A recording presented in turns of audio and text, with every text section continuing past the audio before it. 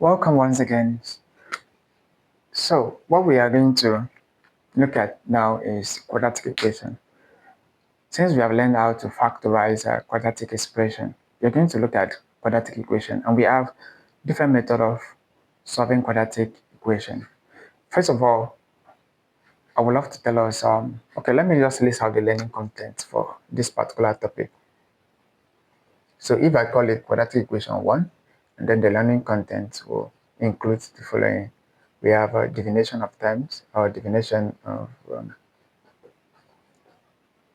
let me just say definition of terms, for example, and then solving by factorization.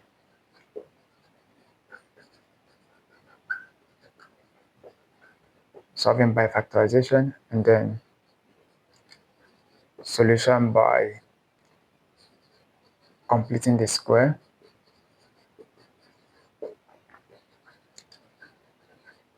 and solution using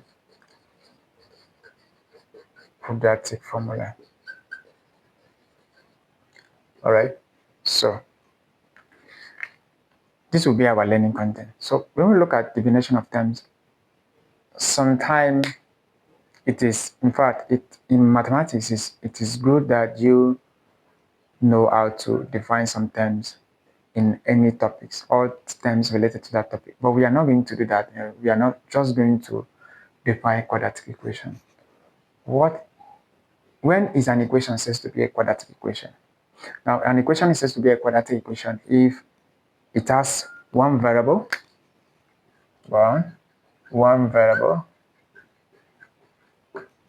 and what? With highest power of the variable.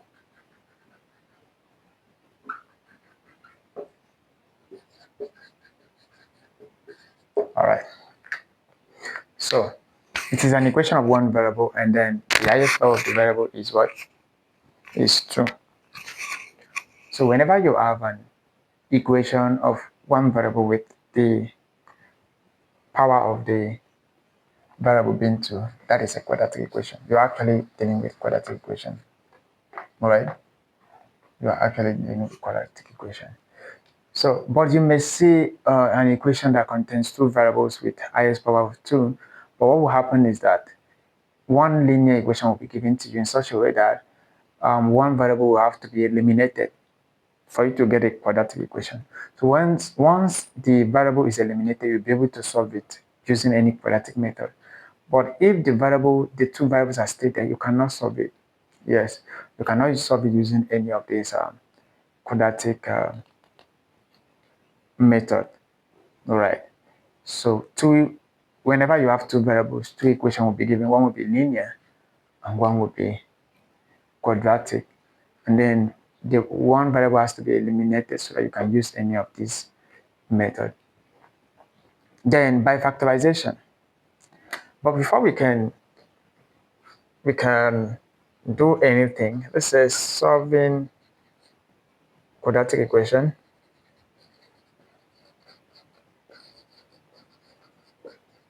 by factorization.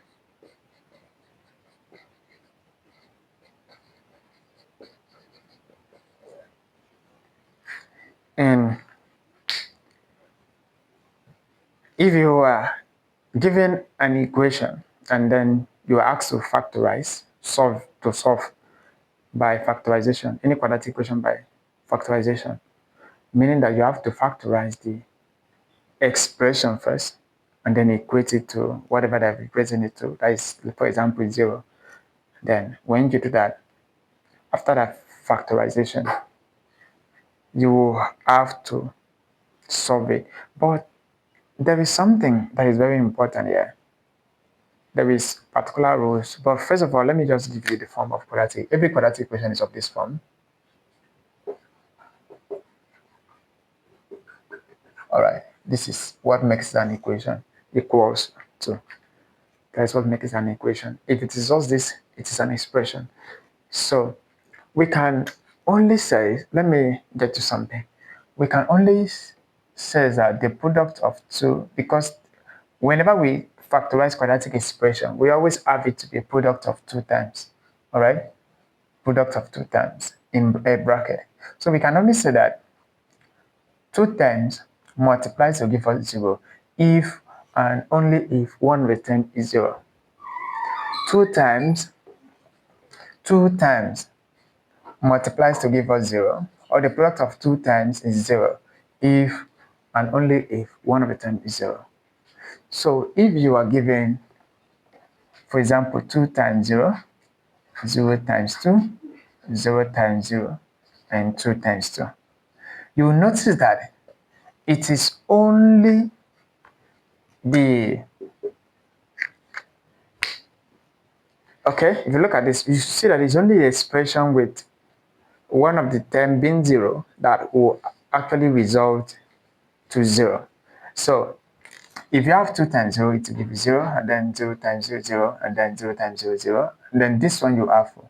So each time you multiply a non-zero number by non-zero number, you're not going to have 0. So before any product of two numbers give us 0, one of the numbers must be 0. All right? One of the numbers must be 0. If one of the numbers is not 0, the product will never be 0. So that is the same thing. We are going to apply this to this quadratic equation. So if a quadratic equation, for example, let's look at example 1. You are asked to solve for x, and you're given x plus 3, okay, x plus 3, and x plus 2 equals 0. You're also given x plus 4 equals 0. And then whatever, okay? Let's just attempt this. So if we are solving this, you have that x plus 3 and x plus 2 equals 0. This is product of two terms, okay? This and this multiplies to give us 0. This can only be true. This can only be true. This can only be true if, what? X plus 3. If x plus 3, okay, let me just write. If x plus 3, x plus 2 equals to 0, is either x plus 3 is 0.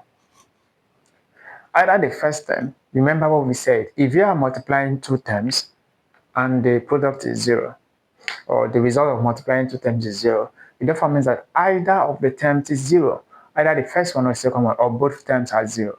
So either this is 0 or the second one is 0. If the first one is 0, if x plus 3 equals 0, then x equals, when this one crosses over here, minus 3. All right? Or if x plus 2 equals 0, then x equals minus 2. What it's trying to tell us is that if we are looking at the first term to be 0, it therefore means that x is what? Minus 3. What will happen there is that if you substitute it back, you have that minus 3 plus 3 times minus 3 plus 2. So this will give you 0 times minus 1. All right? So one of the terms is 0. So that is how you manage to get this 0. But if you are looking at the second terms to be 0, what you will have is minus 2 plus 3, then minus 2 plus 2, and then you will have here 1 times 0, and that will give you 0.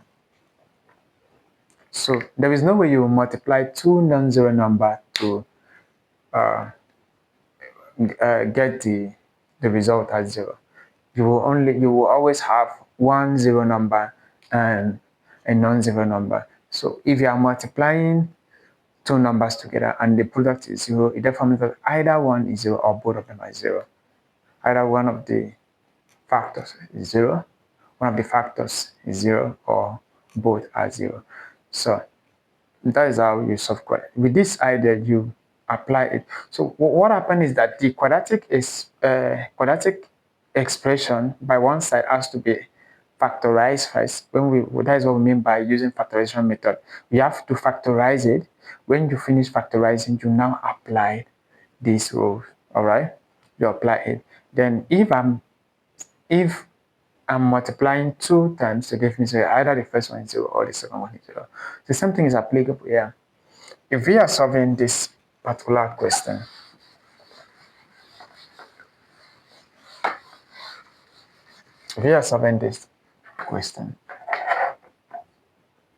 look at x plus 4x equals 0. That is x plus 4 equals 0. So it therefore means that you are having two factors, x and what? X plus 4. These are two factors. Remember, if the product of these two factors is 0, it therefore means that x, either the first one is 0 or the second factor is 0. So if the first factor is 0, it therefore means that x is 0. If the second factor is 0, x is what? Minus 4. So when this 4 crosses over, it becomes minus. If the first factor is 0, x is 0. If the second factor is 0, it therefore means that x will be equals to what? Minus 4. So that is how you handle such problem. All right.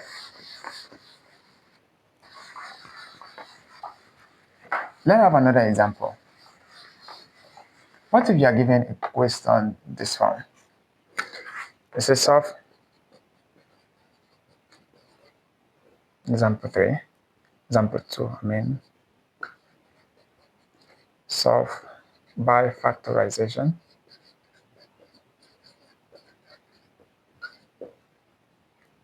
um 4x squared minus 9 equals 0. All right, I think this particular one is very, very simple. Let me add another one. S squared minus 16 equals 0.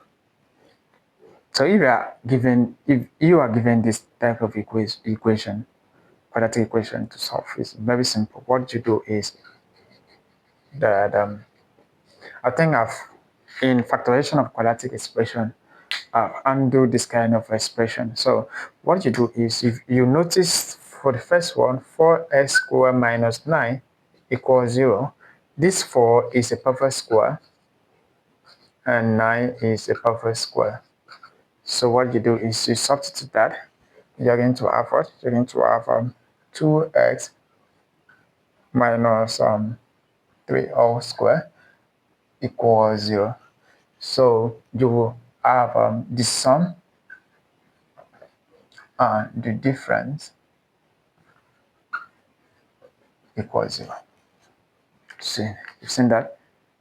Sum and the difference equals 0. So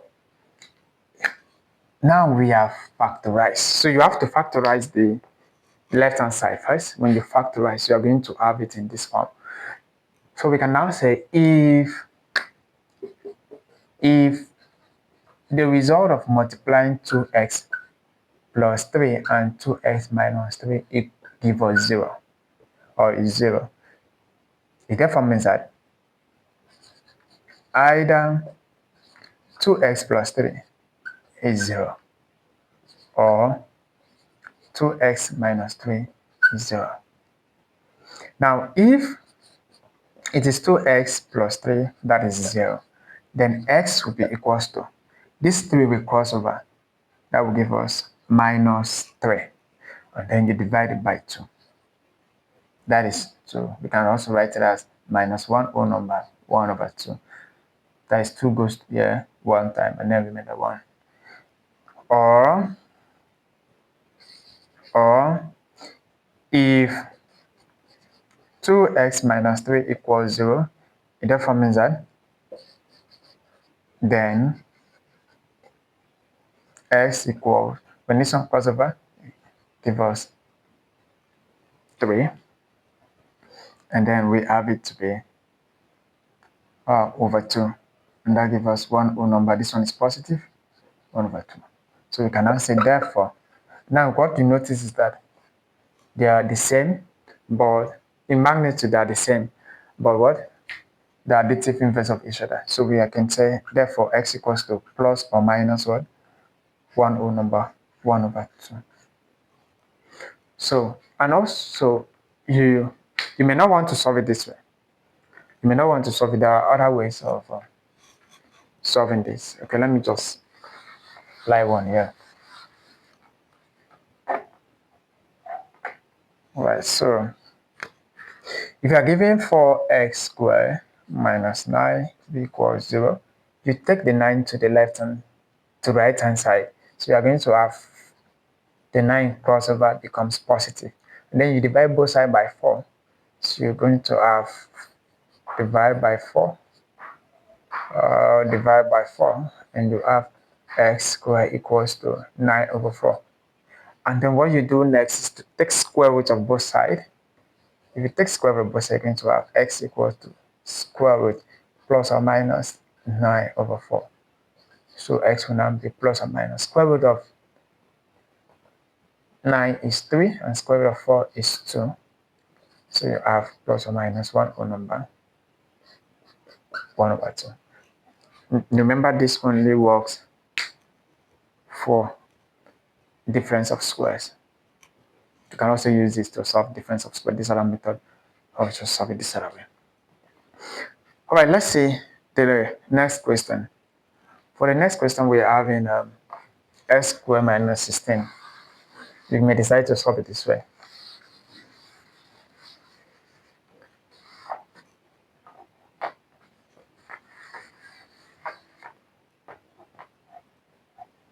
Okay, you may decide to solve it this way.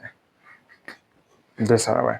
So if you're given x squared minus 16, and remember 16 is a perfect square, so you have 16 equals to 4 square, and you are having x squared minus 4 square.